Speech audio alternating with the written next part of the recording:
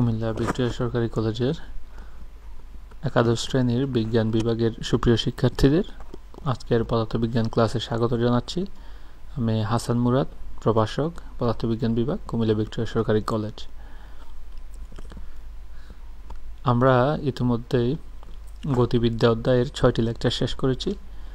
আজকের গতিবিদ্যা অধ্যায়ের 7ম লেকচারে তোমাদের জন্য আছে ঘূর্ণন গতি ও এর সংশ্লিষ্ট চলকসমূহ এবং কেন্দ্রমুখী ত্বরণ।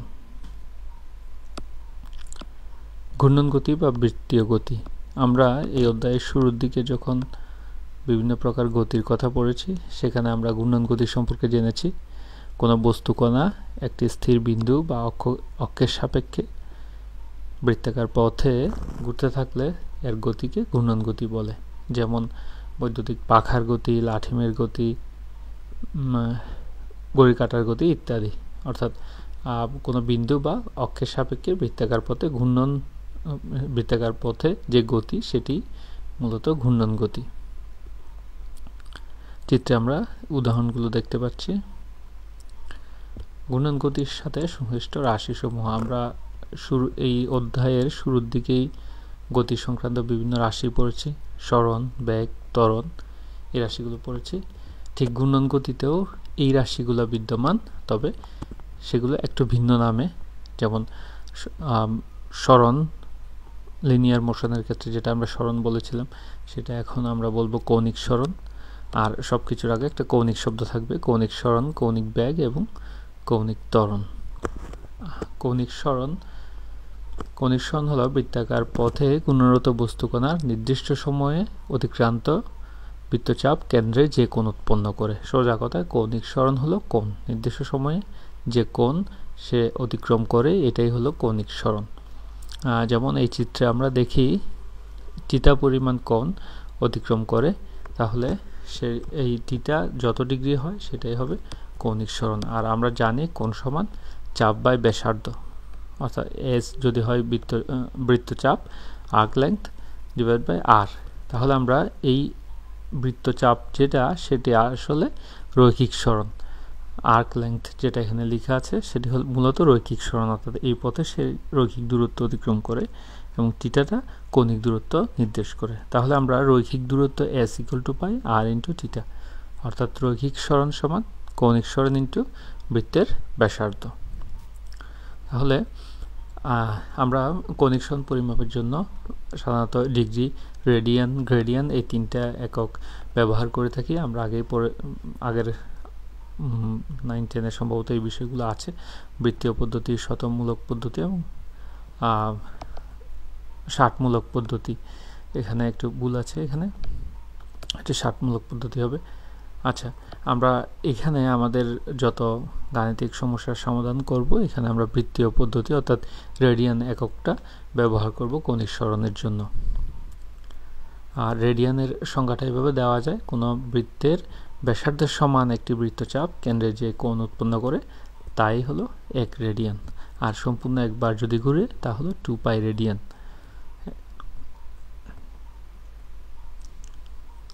কৌণিক বেগ, বৃত্তাকার পথে ঘূর্ণনরত কোনো বস্তুকণার কৌণিক সরণের হারকে কৌণিক বেগ বলে। লিনিয়ার মোশনে আমরা যেরকম পড়েছি সরণের হারকেই বেগ বলে, এখানেও কৌণিক সরণের হারকে কৌণিক বেগ বলে। এটি একটি ভেক্টর রাশি যাকে ওমেগা দ্বারা প্রকাশ করা হয়। আর omega is equal to theta by T. এর একক হবে রেডিয়ান পার সেকেন্ড। আমরা এই এককটাই সবচেয়ে বেশি ব্যবহার করব, রেডিয়ান পার সেকেন্ড। কোনো বস্তুকণা টি সময়ে বৃত্তাকার পথে একবার আবর্তন করে তাহলে 2 পাই রেডিয়ান হবে। সেক্ষেত্রে কৌণিক বেগের মান আমরা লিখব omega equal to 2 pi by T. এই বড় হাতের টি এটা নির্দিষ্ট একটা বিষয় ইন্ডিকেট করে, সেটা হলো দোলনকাল বা আবর্তনকাল। তাহলে omega is equal to 2 pi by T. আবার যদি কণাটি টি সময়ের বৃত্তাকার পথে n বার আবর্তন করে, অর্থাৎ স্মল টি, এটি টি সময়ের বৃত্তাকার পথে যদি n সংখ্যক বার আবর্তন করে সেক্ষেত্রে কৌণিক সরণ হবে 2 পাই ইন্টু n, এবং সেক্ষেত্রে আমরা ওমেগাকে লিখতে পারি 2 pi n divide by T. এই দুটো গাণিতিক এক্সপ্রেশন আমরা গাণিতিক সমস্যাগুলোতে আমরা খুব বেশি ব্যবহার করব। Omega equal to 2 pi by capital T. যখন আমরা পর্যায়কাল জানব তখন আমরা এটা ব্যবহার করতে পারি। আর আমাদের বেশিরভাগ ক্ষেত্রেই এখানে সংখ্যা দেওয়া থাকবে, কতবার 1 মিনিটে বা 10 মিনিটে কয়বার ঘুরছে সেটা দেওয়া থাকলে আমরা omega equal to 2 pi N by T এই ইকুয়েশন দিয়ে সেটি সলভ করব। আবার কৌণিক বেগ যেহেতু একটি ভেক্টর রাশি, অবশ্যই তার একটি দিক থাকবে। এটি হলো এই অ্যান্টি ক্লকওয়াইজ যদি একটা বস্তু ঘুরতে থাকে, ভি দ্বারা তার রৈখিক বেগ বোঝানো হয় এবং অক্ষের উপর ঠিক তার ঘূর্ণনের দিক যেদিকে ঘুরছে সেই তলের সাথে লম্ব বরাবর তার কৌণিক বেগ ডিরেক্টেড থাকবে, অর্থাৎ তার কৌণিক বেগের দিকটা হবে সেই তলের সাথে লম্ব বরাবর। এবং সেটি ডান হাতি নিয়ম থেকে পাওয়া যাবে, রাইট হ্যান্ড রুলস যেটাকে বলে। রাইট হ্যান্ড রুলসটা হলো এটা যে ঘূর্ণনের দিকে ডান হাতের 4 আঙ্গুল কার্ল করলে, অতএব পেঁচিয়ে ধরলে ঘূর্ণনের দিককে বৃদ্ধাঙ্গুল যেদিকে নির্দেশ করে সেটি হলো মূলত এই কৌণিক বেগের দিক। আমরা আগের চিত্রে দেখিয়েছি, এই চিত্রটাই মূলত এই তলে যদি ঘুরে তাহলে তার সাথে লম্ব বরাবর লম্ব দিকেই হবে কৌণিক বেগের দিক এবং এক্সাক্ট ডিরেকশন সেটি হলো ডান হাতি নিয়ম থেকে পাওয়া যায়। রৈখিক ও কৌণিক বেগের সম্পর্ক। আমরা যদি একটি ঘূর্ণন বিবেচনা করি, এই লাঠিমটির ঘূর্ণন, ঠিক এই বিষয়টি আমরা ব্লক ডায়াগ্রাম করে এখানে আঁকতে পারি একটা ডায়াগ্রামে। এটি হলো প্রসঙ্গ কাঠামোর মূলবিন্দুর সাপেক্ষে আর দূরত্বে একটি থিটা কোণে আর দূরত্বে একটি বস্তু ঘুরছে। তাহলে আমরা এই লেংথটার মান পাই, রেডিয়াসটার আর সাইন থিটা। তাহলে আমরা যদি রৈখিক বেগ বের করতে চাই, রৈখিক বেগ সমান রৈখিক দূরত্ব ডিভাইড বাই সময়। তাহলে এই রৈখিক দূরত্ব, এটা যদি আর হয়, এটা যদি থিটা হয়, থিটা অবশ্যই জেড এক্সিস থেকেই পরিমাপ করা হয়, অর্থাৎ উপরের দিক থেকে লম্ব অক্ষ থেকে পরিমাপ করা হয়, নিচের অক্ষ থেকে নয়। তাহলে এটির মান পাই আর সাইন থিটা। তাহলে এটি একবার যদি ঘুরে তাহলে 2 পাই আর সাইন থিটা এবং এটাই হবে রৈখিক দূরত্ব। তাহলে 2 পাই আর সাইন থিটা ডিভাইড বাই টি, সময়ে যদি একবার আবর্তন করে আমরা টি লিখতে পারি, ক্যাপিটাল টি, যেখানে 2 পাই বাই টি সমান আমরা জানি omega. That means v equal to omega R sine theta. আর এটার মানে হলো v equal to omega cross R. আমরা জানি দুটি ভেক্টর ক্রস গুণন সমান ভেক্টর দুটির মান ইন্টু সাইন, তাদের অন্তর্ভুক্ত কোণের সাইন, অর্থাৎ omega cross r equal to omega R sine theta. সুতরাং আমরা বলতে পারি রৈখিক বেগ সমান কৌণিক বেগ ইন্টু ব্যাসার্ধ, অর্থাৎ এই দুটার ক্রস গুণন। যেহেতু ভেক্টর, গুণনটাকে স্পেসিফাই করতে হবে যে এটা একটি ক্রস গুণন, v equal to omega cross R. এবং এই সম্পর্কের ক্ষেত্রে আমরা যেটি পড়েছি কৌণিক ও রৈখিক বেগের সম্পর্ক, এখানে v equal to omega R এবং omega equal to 2 pi by T. ঘূর্ণায়মান বস্তুর প্রতিটি কণার কৌণিক বেগ একই হলেও আসলে রৈখিক বেগ সমান নয়, কারণ রৈখিক বেগটি নির্ভর করে ব্যাসার্ধের উপর, অর্থাৎ কণার অবস্থানের উপর। যেমন এই একটি বৃত্তের 1/4 এখানে দেখানো হয়েছে। কোনো একটা বস্তু এখান থেকে যদি শুরু করে ঠিক এই জায়গায় আসে, আমরা বলবো কৌণিক সরণ 90 ডিগ্রি বলতে পারি। এই জায়গায় ঠিক এই সবুজ পথ ধরেও যদি সে আসে তাও তার সরণ হবে 90 ডিগ্রি। কিন্তু আমরা লক্ষ্য করলেই বুঝি যে এই পথে যদি সে আসতে চায় তাকে কম দূরত্ব অতিক্রম করতে হবে, এবং এই পথে অর্থাৎ যতই ব্যাসার্ধের কেন্দ্র থেকে যত দূরবর্তী পথে সে ঘুরতে চাইবে তত বেশি রৈখিক দূরত্ব তাকে অতিক্রম করতে হবে। এই জন্যই যে ধান মাড়াইয়ের ক্ষেত্রে চাতালের দূরবর্তী গরুকে সবচেয়ে বেশি ঘুরতে হয়। আরেকটা গ্রাম বাংলার খেলা আছে গোল্লাছুট খেলায়ও যে কেন্দ্র থেকে যে সবচেয়ে দূরে থাকবে তাকে সবচেয়ে বেশি ঘুরতে হয়। তাহলে আমরা বলতে পারি যে ঘূর্ণায়মান বস্তুর প্রতিটি কণার কৌণিক বেগ একই হলেও রৈখিক বেগ সমান হয় না। রৈখিক বেগ সমান না হওয়ার কারণটা হলো এই আর, অর্থাৎ ব্যাসার্ধ বিভিন্ন অবস্থানে কেন্দ্র থেকে বিভিন্ন দূরত্বে অবস্থান করলে তার রৈখিক বেগ ভিন্ন হবে। আমরা এই ধরনের গাণিতিক ছোটোখাটো গাণিতিক সমস্যা যেগুলো এমসিকিউতে আসে এগুলো চট করে সমাধান করতে পারি। যেমন কম্পিউটার হার্ড ডিস্ক মিনিটে 6000 বার ঘুরে কেন্দ্র হতে 0.5 সেন্টিমিটার দূরে কোনো বিন্দুর কৌণিক ও রৈখিক বেগ হিসেব করো। তাহলে মিনিটে 6000 বার ঘুরে, তার অর্থ হলো n capital N is equal to 6000 এবং t small t is equal to 1 minute বা 60 সেকেন্ড। তাহলে আমরা omega equal to 2 pi n by small t এই সমীকরণে বসাতে পারি। এই সমীকরণে বসালে আমরা কৌণিক বেগ পাবো, এবং কৌণিক বেগ যদি নির্ণয় করতে পারি তাহলে রৈখিক বেগও এই যে r এর মান দেওয়া আছে রৈখিক বেগ নির্ণয় করতে পারবো। তাহলে আমাদের এখানে কাজ হলো তার পর্যায়কাল নির্ণয় করা, একবার ঘূর্ণনে কত সময় লাগে সেটা নির্ণয় করা, এবং সবচেয়ে সহজ কাজটা হলো সরাসরি 2 pi n divide by t এই সমীকরণ দিয়ে সলভ করা। এরপর আমরা আসি কৌণিক ত্বরণ। ঘূর্ণনরত বস্তু কণার কৌণিক বেগ বৃদ্ধির হারকে কৌণিক ত্বরণ বলে। আমরা লিনিয়ার মোশনের ক্ষেত্রে যেখানে পড়েছি বেগ বৃদ্ধির হারকে ত্বরণ বলে, এখানেও ঠিক সেম জিনিস, যে কৌণিক বেগ বৃদ্ধির হারকে কৌণিক ত্বরণ বলে। একে আলফা দ্বারা প্রকাশ করা হয়। এটি অবশ্যই একটি ভেক্টর রাশি। নর্মাল ত্বরণের মতোই আমরা ঘূর্ণনরত কণার আদি কৌণিক বেগ ওমেগা আই থেকে বৃদ্ধি পেয়ে ওমেগা এফ যদি হয় তাহলে আলফা কৌণিক বেগ কৌণিক ত্বরণ alpha equal to omega F minus omega I divide by টি।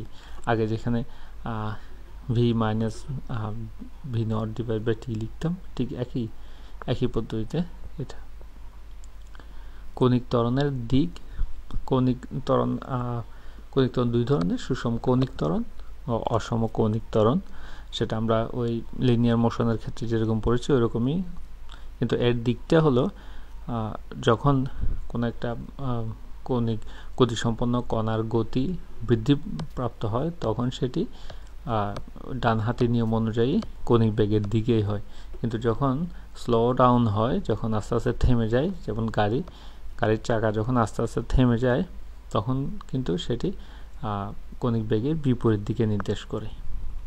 তাহলে এই গাড়িটি যখন সামনের দিকে এগোচ্ছে তখন আমরা এটির কৌণিক বেগের দিক যদি নির্ণয় করি আমরা ডান হাতের নিয়মে নির্ণয় করতে পারি, অর্থাৎ ঘূর্ণনের দিকে ডান হাতের বাকি 4 আঙ্গুল যদি কার্ল করে ধরি আমাদের বৃদ্ধাঙ্গুল যেদিকে নির্দেশ করে। এক্ষেত্রে গাড়িটি সামনে যাচ্ছে বাম থেকে ডানে, তাহলে তার কৌণিক বেগের দিক হবে বিপরীত দিকে, বাইরের দিকে।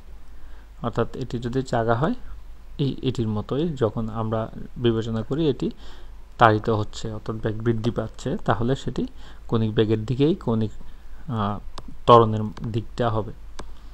তাহলে কৌণিক বেগের দিকে এখন হবে বাম দিকে, ড্রাইভারের যেদিকে সেদিক থেকে বাম দিকে। আর এটির ক্ষেত্রেও আমরা সহজেই বলতে পারি, অর্থাৎ আমরা ডান হাত নিয়ম ব্যবহার করে সহজে এটি নির্ণয় করতে পারি। আর কৌণিক বেগের দিক আমরা সহজে নির্ণয় করতে পারি। আর কৌণিক ত্বরণের ক্ষেত্রে আমাদের যেটা মাথায় রাখতে হবে সেটা হলো সেই ঘূর্ণনটা কি স্পিড আপ হচ্ছে না স্পিড ডাউন হচ্ছে। কৌণিক বেগের পরিবর্তন না হলে কৌণিক ত্বরণ শূন্য। নর্মালি আমরা যেটা বলি বেগের পরিবর্তন নাই মানে ত্বরণ শূন্য, অর্থাৎ সমবেগ।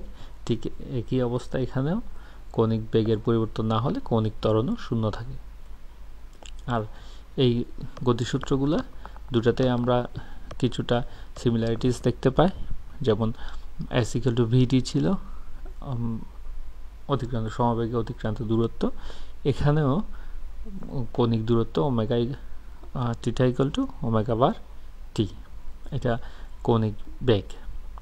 আবার s equal to ut plus half at square ছিল, ut অর্থাৎ v not t plus half at square, ঠিক একই সূত্র এখানেও আছে, theta equal to theta not omega not T plus half alpha T square. এখানে আলফা হলো ত্বরণ আর এটা হলো বেগ, ঠিক একইভাবে এই সূত্রটাও। তাহলে আমরা যে ক্ষেত্রে এই সূত্র ব্যবহার করেছি কৌণিক গতির ক্ষেত্রে ঠিক এই রাশিগুলোই ব্যবহার করব। এরপর আমরা একটা গাণিতিক সমস্যার সমাধান করতে পারি। একটি সিলিং ফ্যান মিনিটে 350 বার ঘুরছে, সুইচ বন্ধ করার পর এটি 50 সেকেন্ডে থেমে যায়। ফ্যানের কৌণিক মন্দন কত? সুইচ বন্ধ করার পর থেমে যাওয়ার আগ পর্যন্ত এটি কতবার ঘুরবে? তাহলে কৌণিক মন্দন বের করার জন্য আমরা প্রথমেই যেটা নির্ণয় করব সেটা হলো তার প্রাথমিক কৌণিক বেগ কত। আমরা জানি যখন থেমে গেল তার কৌণিক বেগ 0 হয়ে গেল, তাহলে আদি কৌণিক বেগটা আমাদের নির্ণয় করতে হবে। তাহলে আমরা দেখি যে t = 60 সেকেন্ড এবং n = 350, 350 বার করে ঘুরছে, তাহলে তার কৌণিক বেগ কত হবে? Omega i = 2πn/t। যদি আমরা ক্যালকুলেশনটা করি 36.63 রেডিয়ান পার সেকেন্ড পাই। তাহলে এবং ওমেগা f = 0, কারণ এটি থেমে যাবে, তাহলে থেমে যেতে সে 50 সেকেন্ড সময় নেবে। তাহলে কৌণিক ত্বরণ সমান আলফা = 2 আদি বেগ বিয়োগ শেষ বেগ ডিভাইড বাই টাইম, তাহলে 0.733 রেডিয়ান পার সেকেন্ড স্কয়ার আমরা রেজাল্ট পাই। এরপর থেমে যাওয়ার আগে কয়বার ঘুরবে এটি নির্ণয় করার জন্য আমাদের নির্ণয় করতে হবে থিটা, অর্থাৎ কৌণিক সরণ কতটুকু। তাহলে আমরা যদি দেখি যে omega f² = omega i² - 2 alpha theta, ঠিক অনেকটা v² = v0² - 2as মন্দনের ক্ষেত্রে এই সূত্রটার মতোই।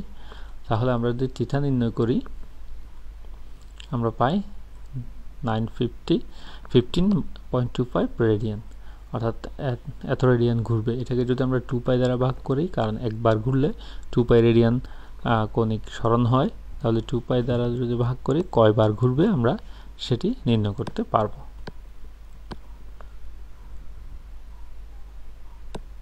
তাহলে আমরা থিটা দ্বারা কৌণিক সরণ নির্ণয় করলাম, তাকে 2π দ্বারা ভাগ করে কয়বার ঘুরে সেটি নির্ণয় করতে পারি। আরেকটা বিষয় এখানে ক্লিয়ার করা প্রয়োজন, অনেক সময় কৌণিক বেগ ওমেগা আবার কৌণিক কম্পাঙ্ক ওমেগা লেখা হয়, এবং কৌণিক বেগ এবং কৌণিক কম্পাঙ্ক মূলত দুটিকে ওমেগা দ্বারা লেখা হয়। দুটি একই বিষয় না হলেও ওমেগা কৌণিক বেগ এবং কৌণিক ত্বরণ দুটিকে ওমেগা দ্বারা লেখা হয়। শুধুমাত্র ইউনিফর্ম মোশনের ক্ষেত্রে আমরা দুটাকে একই লিখতে পারি, অর্থাৎ যখন মোশনটা ইউনিফর্ম মোশন অর্থাৎ সুষম গতি হবে, সুষম বৃত্তাকার গতি যদি হয়, এরকম গতির ক্ষেত্রে আমরা কৌণিক কম্পাঙ্ক এবং কৌণিক বেগ একই ধরতে পারি, একই বলতে পারি। এরপর আমরা যে বিষয়টা জানবো সেটা হলো কেন্দ্রমুখী ত্বরণ। বৃত্তাকার পথে ঘূর্ণরত বস্তু কণার উপর যে ত্বরণ ব্যাসার্ধ বরাবর ক্রিয়া করে তাকে বৃত্তাকার পথে চালিত করে তাকে কেন্দ্রমুখী ত্বরণ বলে। এটিকে LCP দ্বারা প্রকাশ করা হয়। এটি অবশ্যই একটি ভেক্টর এবং এর দিক হলো কেন্দ্র বরাবর। এই ত্বরণ বেগের দিকের সাথে লম্বভাবে ক্রিয়া করে বলে একে লম্ব ত্বরণও বলে। আমরা এখানে যদি দেখি, আমরা দেখি যে বৃত্তাকার পথে একটি বস্তু যদি এদিকে ঘুরে, তার এটি হলো রৈখিক বেগ v, এবং রৈখিক বেগ সবসময় স্পর্শক বরাবর ক্রিয়া করে। তাহলে একটি ত্বরণ ঘূর্ণনের কারণে একটি ত্বরণ কেন্দ্র বরাবর ক্রিয়া করে, সেটিকে আমরা বলি কেন্দ্রমুখী ত্বরণ। তাহলে এটিকে লম্ব ত্বরণও বলা হয়। সুষম রৈখিক বেগে সরল পথে চলমান বস্তুর ত্বরণ থাকে না, অর্থাৎ আমরা লিনিয়ার মোশন যখন পড়েছি আমরা সমবেগের ক্ষেত্রে পড়েছিলাম যে বেগের মান যদি সেম থাকে তাহলে কোনো ত্বরণ থাকবে না, কিন্তু সুষম রৈখিক বেগে বৃত্তাকার পথে ঘূর্ণায়মান বস্তুর ত্বরণ থাকে। অর্থাৎ v এর মান যদি সেম হয়, ধরি 40 মিটার পার সেকেন্ডও যদি হয়, ঘূর্ণনের গতি সেম, সব জায়গায় একইও যদি হয়, তাহলেও কেন্দ্রমুখী ত্বরণটা থাকবে। কারণ হলো বেগ একটা ভেক্টর রাশি, আমরা আগে পড়েছি বেগ একটা ভেক্টর রাশি। ভেক্টরের পরিবর্তন কখন হয়? যখন সেই ভেক্টরের মান অথবা দিক অথবা উভয়েরই পরিবর্তন হয়। তাহলে মান যদি একই থাকেও যখন দিক পরিবর্তন হয় তাহলে একটা ভেক্টরের পরিবর্তন হয়। তাহলে ভেক্টরের বেগের পরিবর্তন মানে হলো ত্বরণ। ওখান থেকেই মূলত এই কেন্দ্রমুখী ত্বরণটা উদ্ভূত হয়, যদিও মান একই থাকে। যেমন আমরা যখন কোনো গাড়িতে চড়ি, গাড়ির স্পিডোমিটারে ফিক্সড একটা স্পিড দেখাচ্ছে, সেই মুহূর্তে আমরা যদি কোনো একটা টার্ন নিই, যদিও একই স্পিড যদি একই বজায় রাখি, তারপরেও আমরা হেলে পড়ব। তার কারণ হলো মূলত v এর দিকটা পরিবর্তন হওয়ার কারণে একটা ত্বরণ সৃষ্টি হয়।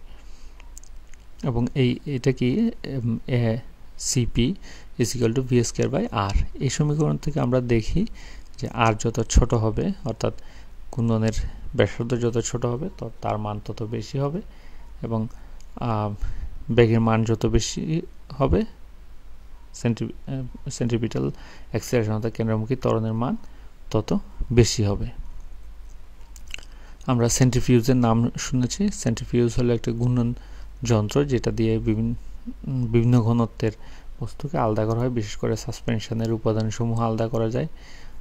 এই বানানটা ভুল এসেছে, রক্তের উপাদান আলাদা করা যায়, বিশেষ করে প্যাথোলজিগুলোতে, ডায়াগনস্টিক সেন্টারে প্যাথোলজিগুলোতে ব্লাড টেস্টের জন্য এই সেন্ট্রিফিউজ ব্যবহার করা হয়, রক্তরস থেকে কণিকাগুলো আলাদা করার জন্য। তাছাড়া ভাইরাস ব্যাকটেরিয়া আলাদা করার জন্য এটি ব্যবহার করা হয়। এই সেন্ট্রিফিউগাল অ্যাক্সিলারেশন বা সেন্ট্রিফিউগাল ফোর্স থেকে মূলত সেন্ট্রিফিউজ শব্দটি ব্যবহার করা হয় এখানে। এরপর আমরা যদি বিবেচনা করি বৃত্তাকার পথে ঘূর্ণায়মান বস্তুর ক্ষেত্রে তিনটি ত্বরণ, অসম দ্রুতিতে ঘূর্ণায়মান বস্তুর ক্ষেত্রে তিনটি ত্বরণ বিদ্যমান। আমরা বলি একটি কণা যদি বৃত্তপথে সমদ্রুতিতে বা সমকৌণিক বেগে ঘুরতে থাকে তাহলে এর শুধু কেন্দ্রমুখী ত্বরণ থাকে। তাহলে সমকৌণিক বেগে যদি ঘুরে তাহলে আমরা আগেই বলেছি যেহেতু দিকের পরিবর্তন হয় এজন্য শুধু কেন্দ্রমুখী ত্বরণটা থাকবে। অসম দ্রুতিতে বা অসম কৌণিক বেগে যদি ঘুরে তাহলে তিনটি ত্বরণ আমরা পাবো। একটি হলো কেন্দ্রমুখী ত্বরণ, আরেকটি স্পর্শী ত্বরণ, আরেকটি কৌণিক ত্বরণ, যেটাকে আমরা বলি centripetal acceleration, tangential acceleration and angular acceleration. এই যে অ্যাঙ্গুলার অ্যাক্সিলারেশন আমরা আগেই পড়েছি, তার দিক কৌণিক বেগের দিকে যখন বস্তুটি স্পিড আপ হয় অর্থাৎ ঘূর্ণনের কৌণিক বেগ বৃদ্ধি পায় তখন সেটি কৌণিক বেগের দিকে নির্দেশ করে, আর যখন হ্রাস পায় তার বিপরীত দিকে নির্দেশ করবে। এখানে আলফা এই বরাবর কাজ করে, এটিকে কৌণিক ত্বরণ বলছি। আর বস্তুর ব্যাসার্ধ থেকে কেন্দ্র বরাবর যে লাল রঙের যে দাগটি দেখা যাচ্ছে সেটি হলো কেন্দ্রমুখী ত্বরণ। তার উদ্ভব হয় মূলত ভি এর দিকের পরিবর্তনের ফলে, অর্থাৎ যে রৈখিক বেগ তার দিক পরিবর্তনের ফলে। আর আরেকটা ত্বরণ ভি এর দিকে কাজ করে রৈখিক বেগের দিকে, সেটাকে আমরা স্পর্শী ত্বরণ বলছি, ট্যানজেনশিয়াল অ্যাক্সিলারেশন। মূলত সেটি লিনিয়ার অ্যাক্সিলারেশনের মতোই, কারণ সেটি লিনিয়ার ভেলোসিটির পরিবর্তনের ফলেই উদ্ভূত। তাহলে অসম দ্রুতিতে বৃত্তাকার পথে ঘূর্ণায়মান বস্তুর ক্ষেত্রে তিনটি ত্বরণ থাকে। তার একটি হলো কৌণিক বেগের পরিবর্তনের জন্য কৌণিক ত্বরণ, রৈখিক বেগের পরিবর্তনের জন্য ট্যানজেনশিয়াল বা স্পর্শী ত্বরণ, রৈখিক বেগের দিক পরিবর্তনের কারণে কেন্দ্রমুখী ত্বরণ। এখানে স্পর্শী ত্বরণ হলো দ্রুতি পরিবর্তনের ফলে উদ্ভূত, আর কেন্দ্রমুখী ত্বরণ হলো বেগের দিক পরিবর্তনের ফলে উদ্ভূত, যেটা অলরেডি বলা হয়েছে। এই দুই ত্বরণ পরস্পর লম্ব, অর্থাৎ এই দুই ত্বরণ পরস্পর লম্ব থাকবে। এখানে এই রিলেটেড আমরা একটা গাণিতিক সমস্যা, যেটা চট্টগ্রাম বোর্ড 2015-তে এসেছে, আমরা এই গাণিতিক সমস্যাটা দেখতে পারি। রোশন সার্কাস পাড়িতে একজন পারফর্মার দর্শক সারির সামনে 5 কেজি ভরের একটি গোলককে ভূমি হতে 1.5 মিটার উপরে আনুভূমিক তলে 2 মিটার লম্বা রশির সাহায্যে বৃত্তাকার পথে ঘোরাচ্ছেন। গোলকটি প্রতি মিনিটে 20 বার আবর্তন করে। ঘূর্ণায়মান অবস্থা হঠাৎ রশি ছিঁড়ে যায়, অর্থাৎ একটি বল গোলক রশির মাথায় বেঁধে সে ঘুরাচ্ছে, এমন সময় রশিটি ছিঁড়ে যায়। বলটি মিনিটে 20 বার করে গোলকটি আবর্তন করছে। তাহলে প্রথমে বলা হলো আবর্তনশীল গোলকের কেন্দ্রের দিকে কেন্দ্রমুখী ত্বরণের মান নির্ণয় করো। আমরা জানি কেন্দ্রমুখী ত্বরণ SCP = v²/r দেখেছিলাম, সেটি মূলত ω²r, অর্থাৎ v = ωr থেকে আমরা আরেকটু সিম্পলিফাই করলে এই রাশিটা পাই CP = ω²/r, অর্থাৎ আমাদের ওমেগাটা নির্ণয় করতে হবে। আর এর মান তো দেওয়াই আছে, বলেছে এখানে ব্যাসার্ধ 2 মিটার, ঘূর্ণন সংখ্যা 20 রেভলিউশন, টাইম হলো 1 মিনিট অর্থাৎ 60 সেকেন্ড। তাহলে ω = 2π/t, এবং ঘূর্ণনের ক্ষেত্রে কয়বার ঘুরে সেক্ষেত্রে আমরা 2πn/t এই সমীকরণটি ব্যবহার করব। n = 20 এবং t = 60 সেকেন্ড দিলে একটা রেজাল্ট আসবে। এবং ফাইনালি যদি আমরা r = 2 হিসেব করি তাহলে কেন্দ্রমুখী ত্বরণের মান পাবো 8.77 মিটার পার সেকেন্ড স্কয়ার। এই হিসেবটা তোমরা নিজেরা করে নিবে। এরপর পারফর্মার হতে দর্শক সারির দূরত্ব কেমন হলে গোলকটি কোনো দর্শককে আঘাত করবে না, অর্থাৎ দর্শককে সরাসরি আঘাত করবে না। এটার চিত্রটা, এই গাণিতিক সমস্যার রিলেটেড চিত্রটা অনেকটা এরকম যে 2 মিটার একটা লম্বা রশি দিয়ে একটি গোলককে ঘোরাচ্ছে 1.5 মিটার উচ্চতায়। তাহলে আমরা দেখি যে সেটি এর রেঞ্জ কতটুকু হবে। এটি একটি আনুভূমিকভাবে নিক্ষিপ্ত বস্তুর মতো কাজ করবে। যখন রশি ছিঁড়ে যায় তখন মূলত একটি আনুভূমিকভাবে নিক্ষিপ্ত বস্তুর গতি আমরা পড়েছিলাম, ওই রকমই কাজ করবে।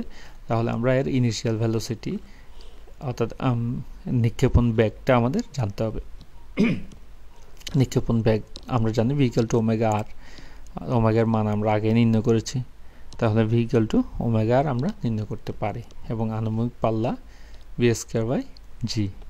তাহলে v²/g যদি হয়, আমরা এখান থেকে বি এর মানটা বসাই 1.79 পাবো। 79 কিন্তু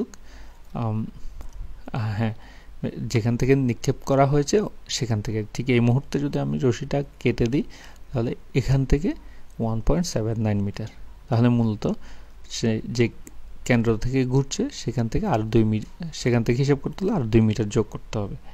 তাহলে পারফর্মার হতে দর্শক সারি, অর্থাৎ পারফর্মারকে কেন্দ্র করে যখন ঘুরছে তাহলে পারফর্মার থেকে দর্শক সারির কথা বিবেচনা করতে হবে, এখান থেকে না। আমরা যেটা রেঞ্জ নির্ণয় করি সেটা হলো ছিঁড়ে যায় এখান থেকেই, যেখান থেকে ছিঁড়ে যায় ওই জায়গা থেকে, গোলকের অবস্থান থেকে। তাহলে পারফর্মার হতে হিসেব করতে গেলে আর 2 মিটার এডিশনাল যে রেডিয়াসটা সেটাও যোগ করে দিতে হবে। তাহলে 3.79 মিটার যদি হয় তাহলে সেটি দর্শককে সরাসরি আঘাত করবে না। এই ধরনের গাণিতিক সমস্যা আসতে পারে এবং অন্যান্য সমস্যার সাথে একসাথে কম্বাইন করে আসতে পারে। যেমন এখানে আসলো যে আনুভূমিকভাবে নিক্ষিপ্ত বস্তুর গতি, এই ধরনের একটি সমস্যার সাথে এটা জুড়ে দেওয়া হয়েছে। এই ধরনের সমস্যাগুলো মূলত অন্য গাণিতিক সমস্যার সাথে অন্য কোনো টপিকের সাথে জুড়ে দেওয়া হবে। তাহলে আমরা এই চ্যাপ্টারের মোটামুটি শেষ পর্যায়ে চলে এলাম। তোমাদের কাজ হলো যে বিভিন্ন ধরনের এই চ্যাপ্টারে বিভিন্ন বোর্ড কোয়েশ্চেন এবং বিভিন্ন স্কুল এর কোয়েশ্চেনগুলো সলভ করা। সলভ করলে মোটামুটি একটা ভালো ধারণা পেয়ে যাবে প্রশ্ন সম্পর্কে। আমি আগেই তোমাদেরকে প্রাস সম্পর্কে প্রশ্নগুলোর একটা লিস্ট করে দিয়েছিলাম, কী ধরনের প্রশ্ন হয়। তোমরা চাইলে প্রত্যেকটা টপিকের জন্য এই ধরনের প্রশ্নগুলোকে আলাদা করতে পারো, তাহলে তোমাদের প্রশ্ন গাণিতিক সমস্যাগুলো সলভ করতে সুবিধা হবে। তো আজকের ক্লাসে অংশগ্রহণ করার জন্য সবাইকে অসংখ্য ধন্যবাদ। সেই সাথে আজকের ক্লাসটা অর্থাৎ তৃতীয় অধ্যায়ের ক্লাস শেষ হলো। আগামী ক্লাস থেকে হয়তো নতুন একটা অধ্যায় শুরু হবে। সে পর্যন্ত সবাই ভালো থেকো, সুস্থ থেকো।